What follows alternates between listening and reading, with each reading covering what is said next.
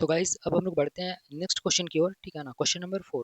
Okay, देखो question number 4 भी तुम्हारा एग्जाम पॉइंट ऑफ व्यू से बड़ा इंपॉर्टेंट है। क्यों इंपॉर्टेंट है? क्योंकि मैं ये कंडीशन में बताया हूँ, ठीक है ना। ये कंडीशन के आधार पर तुम्हारे एग्जाम में क्वेश्चन आते ही आता है ना, इसीलिए तुम्हारा इंपॉर्टेंट रहता है।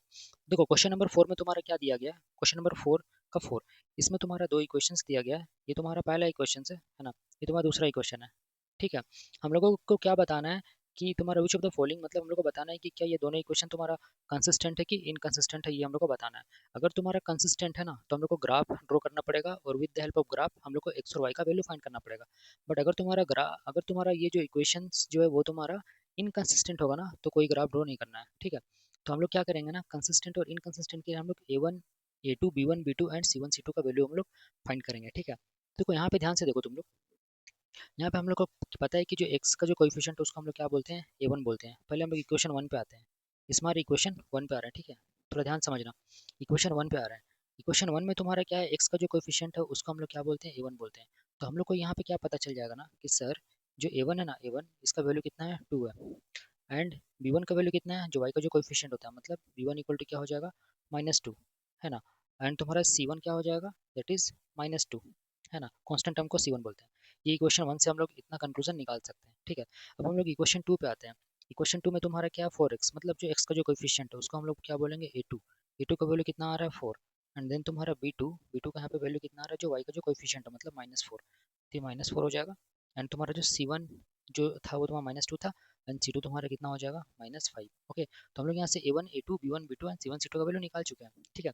इतना निकालने के बाद हम लोग देखते हैं ये कौन से कंडीशन को फुलफिल कर रहा है, ठीक है। ये तीनों में से कौन से कंडीशन को फुलफिल कर रहा है ना। तो चलो देखते हैं। देखो सबसे पहला काम क्या करो तुम लोग, A1/A2 निकालो। पहला काम क्या करेंगे, A1/A2 निकालो। तो A1/A2 कितना हो जाएगा, 2/4। A1 का वैल्यू 2 है, A2 का वैल्यू 4 है। तो इसको कैंसिल करेंगे तो कितना हो रहा है, 2 1 जा 2, 2 2 जा 4। मतलब इसका वैल्यू कितना निकल रहा है, इतना निकल के आ रहा है ना। ओके, इतना निकल के आ रहा है ना। अब हम लोग निकालते हैं B1/B2। तो हम लोग निकालते हैं B1/B2। तो B1/B2 का वैल्यू कितना होगा, -2/-4, -2/-4। देखो माइनस माइनस यहाँ पे कैंसिल हो रहा है, और 2 1 जा 2, 2 2 जा 4। मतलब हम लोग इसको फर्दर सॉल्व करेंगे तो ये 1/2 आएगा, मतलब B1/B2 का भी वैल्यू 1/2 आ रहा है ना। अब हम लोग क्या निकालते हैं, C1/C2 निकालते हैं। तो C1/C2 तुम्हारा क्या हो जाएगा, -2/-5, -2/-5, ठीक है ना। अगर हम लोग इसको कैंसिल करेंगे ना, माइनस माइनस, तो तुम्हारा क्या होगा, 2/5 बचेगा। मतलब C1/C2 का वैल्यू कितना आ रहा है, 2/5 आ रहा है ना। गाइस तो यहाँ तक समझ आया। अब हम लोग क्या करेंगे ना, हम लोग देखते हैं कौन सा कंडीशन को ये फुलफिल करता है, ठीक है ना। देखो ये तुम्हारे पास तीन कंडीशन था, है ना, तीन केसेस था। देखो ये तुम्हारा A1/A2 is not equal to B1/B2, यहाँ पे C2 लिख दिया हूँ, B2 होगा, है ना। ओके, केस 2 में तुम्हारा क्या था, A1/A2 is equal to B1/B2 equal to C1/C2, है ना। ओके, और केस 3 में ये था जहाँ पे C1/C2 इज नॉट इक्वल, मतलब इक्वल नहीं होता है।